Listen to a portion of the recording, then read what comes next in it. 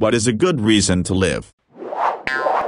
I don't think there particularly is, and I don't mean that in a negative or cynical way. We carry on because the alternative is scary. Maybe not every moment of life will be bad, and maybe that's enough. A good laugh with friends, a good book or movie, songs to enjoy, little things that pass the time and help us forget we are here for a second. If life is meaningless, then we can ascribe meaning to anything we want. Sometimes I think life is meaningless, but then one of my cats sits in my lap and I realize that at the very least I mean something to them. Without cats I would have still found meaning, nieces, brothers and sisters, my career. But having those little furballs of joy right there really help nip those thoughts in the bud. Especially if you're not religious, we don't know what's on the other side after death. It could be oblivion or we simply just die and our consciousness ceases. So I guess the reason to live, as you said, is to experience life as long as you can. But don't suffer your way through it. Always look for a reason to be happy and at peace. Advice from an old man: find a way to obtain joy from and appreciate helping others, not just giving, not just a few, but as many as you can. Doesn't have to cost you a thing. Take time to look for and open your eyes to see the beauty of the smile and laughter of a child, the joy of being greeted at your door by a pet, the look in your mother's eye when you really look into her eyes, and tell her you love her. Get outside and explore the wonders of the world. They are all around you. Work at something you enjoy with people you like. Earn and save to be able to have a comfortable life. Know that you need to find your own way once you become an adult. Read a lot. Find real love. And get a motorcycle. Thanks for my first silver. What I basically wrote took me the first 60 years to grasp. I'd write about avoiding other crap, but frankly, it's better to focus on the positive. One thing I omitted was learn to shape your own thoughts. Let the negative ones slide on by without paying them much attention. Maybe start with the positive mantra that you don't say to anyone but yourself. I don't know your beliefs about a god or philosophy, but just like most everything else on this earth, you have inside you all that it takes to do all that you need or want to do. Just tap into it. That is all. It's not as hard as some would like you to believe. You are in control. I recently had this question asked of me in person. I don't have an answer. I have a really good life and no reason to die or to want to die. But there was an old Foxtrot comic where the nerdy main character dies and is visited by the ghost of Christmas past. The ghost shows him his gravestone and the nerdy kid cries out something like, "I died the day before the Phantom Menace is released."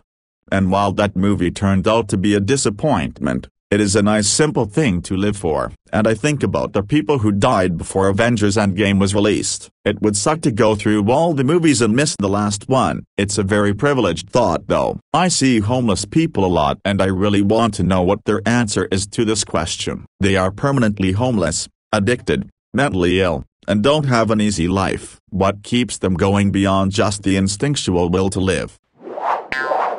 Honestly, because there's so much to live for even if it doesn't feel like it. I have a good friend who says if she wanted to kill himself that bad and felt that was the only option, that he'd sell all his possessions and move across the country to somewhere he loved and start over from the beginning. And if it was still bad, he'd try again elsewhere. For me, I would want to move to Montana and start again in the mountains.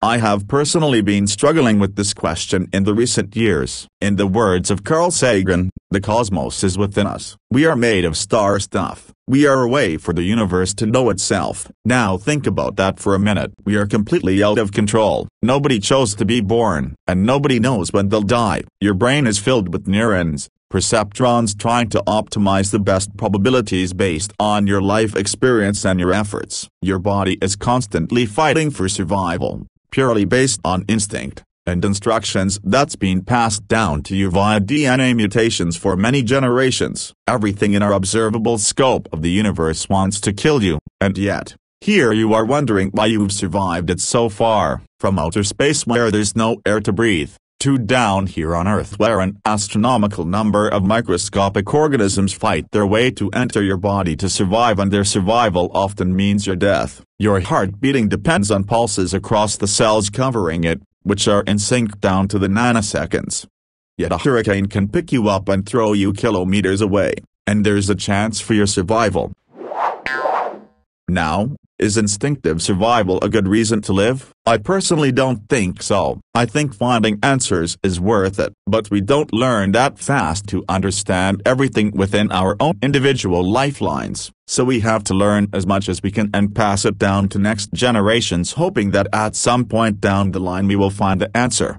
And hopefully the answer is not 42. The key to enabling us to find the answers is to survive. And that depends on each and every one of us to do our best with our life. Try your best. After all, you only live once.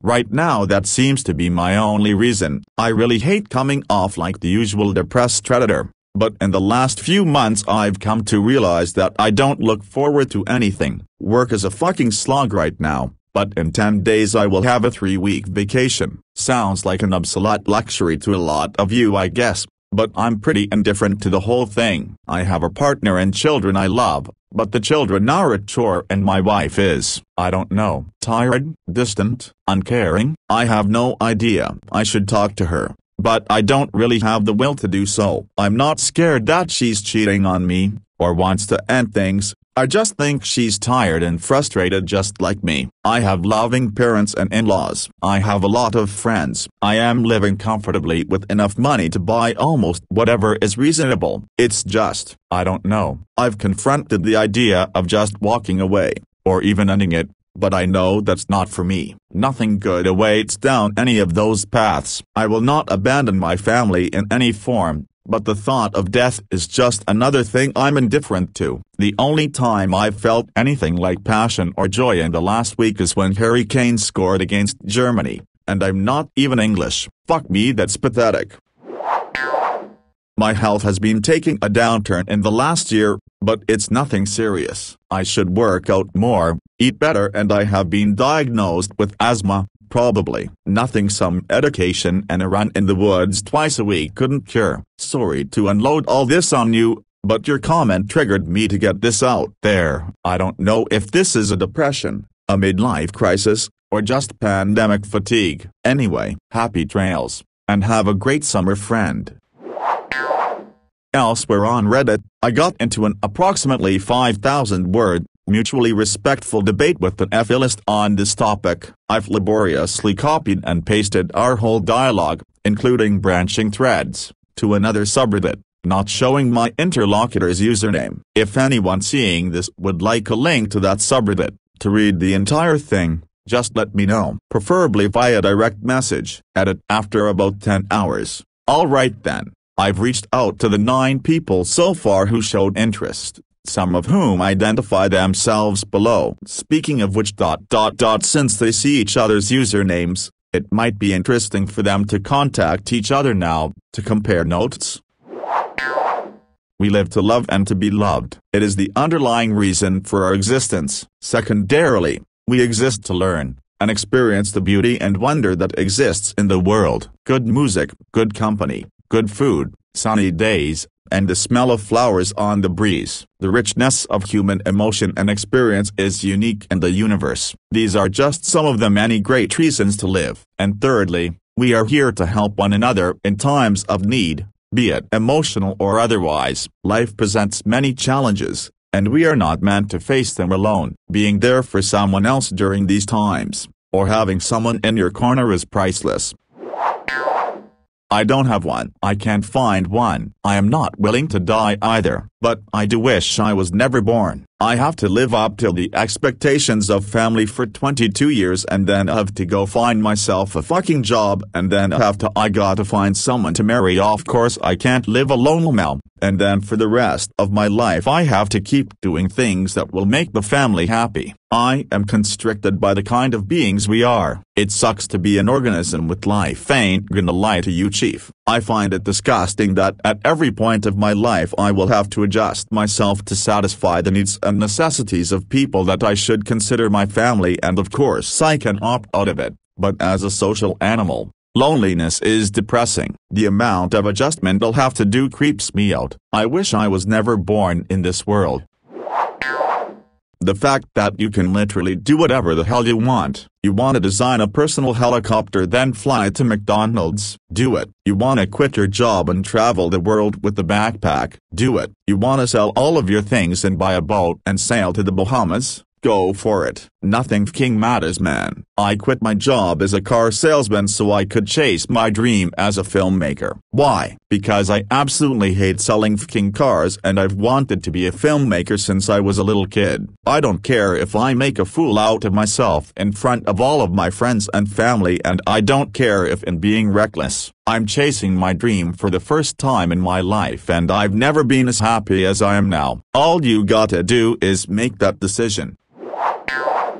The alternative of not living is reason enough for me to live. If I were to die, I will cause pain and trauma for family and friends around me. I might impact people that I no longer know, and I might impact people that I know of but never established relation with. My suffering with past depression and my current struggles of mental health is still worth to go through if that means I will remain only one person with the issues, instead of passing it on and multiply it. Knowing that I have to keep going is giving me a meaning of life, and with that I'm also motivated to try doing the very best out of my situation. Even though I'm terrified of the chaos of new situations and whatnot, it has also become meaningful and enjoyable to jump straight into it for the challenge and try and to tame the chaos.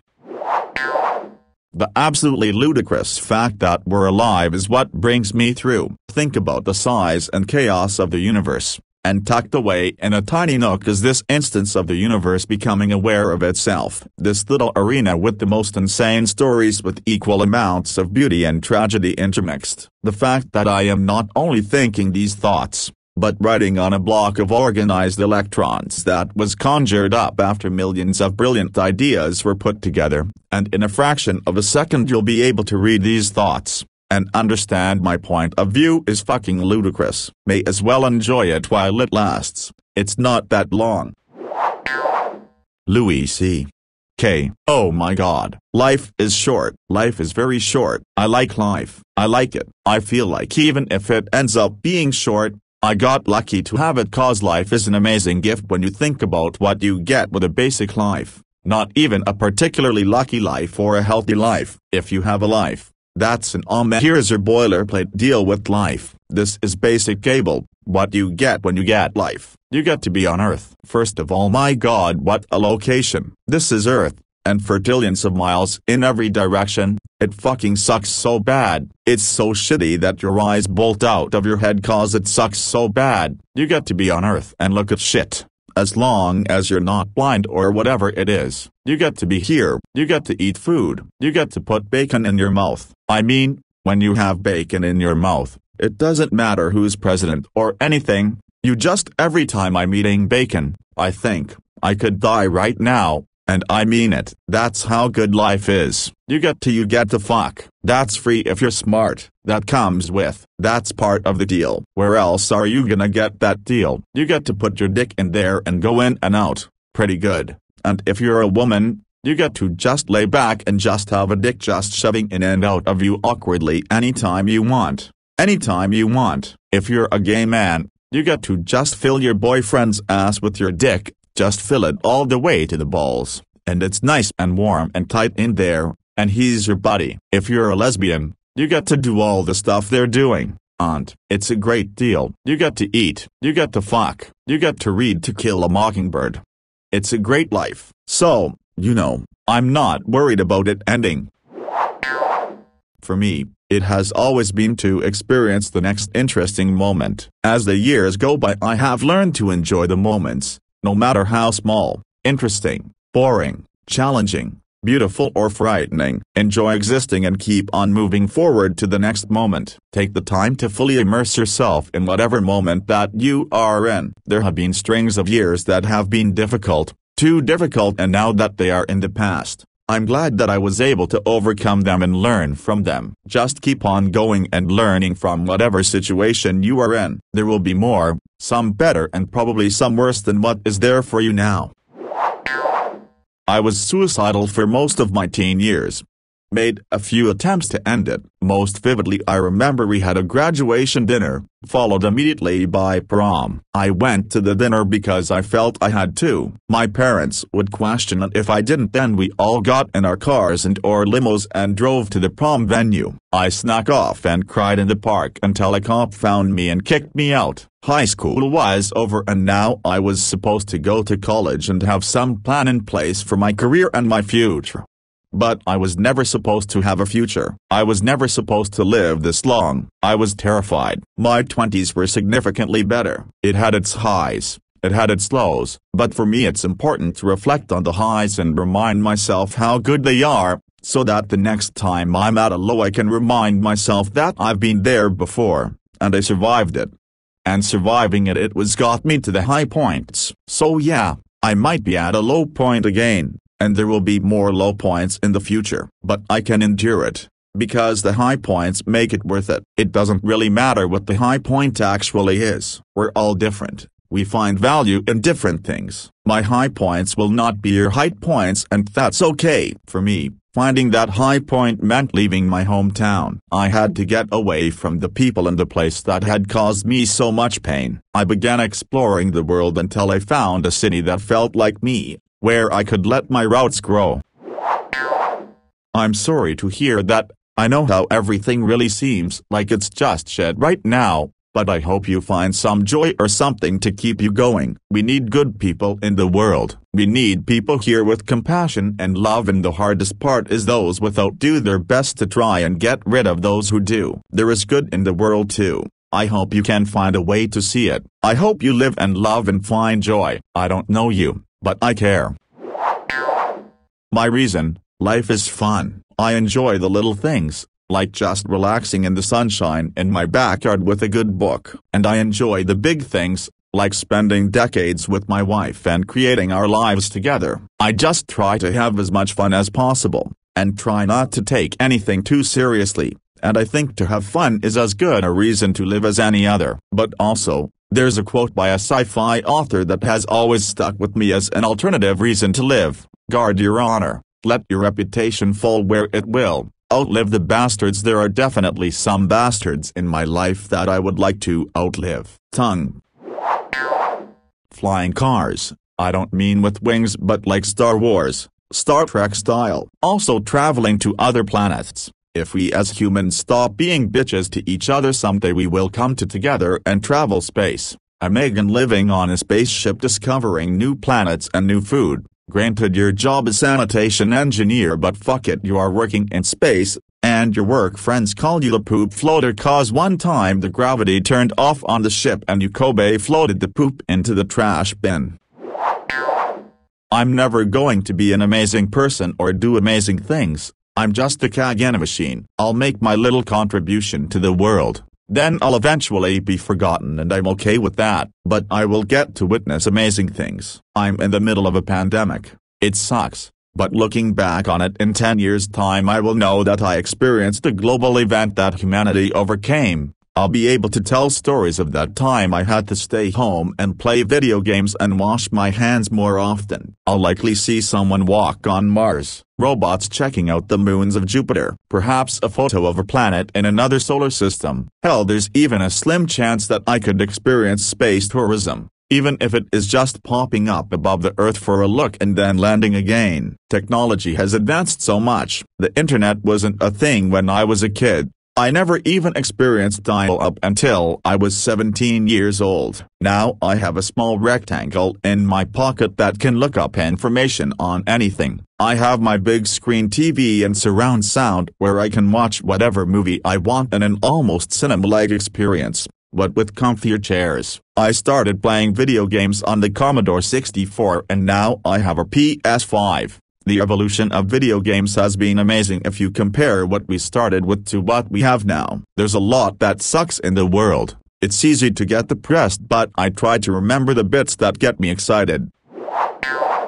Everyday stuff. It can be a pet, a family member, friend, hell, it can be a game. or any other kind of media. Seen a Skyrim post earlier from a guy talking about how playing the game saved his life. Link to post. I imagine the regret of never being able to experience life again is strong. Even if most of life sucks, there's definitely some good sprinkled in. If we're all gonna die anyway, might as well spend as much time as possible finding and experiencing the good. Hope that isn't too corny, Mel.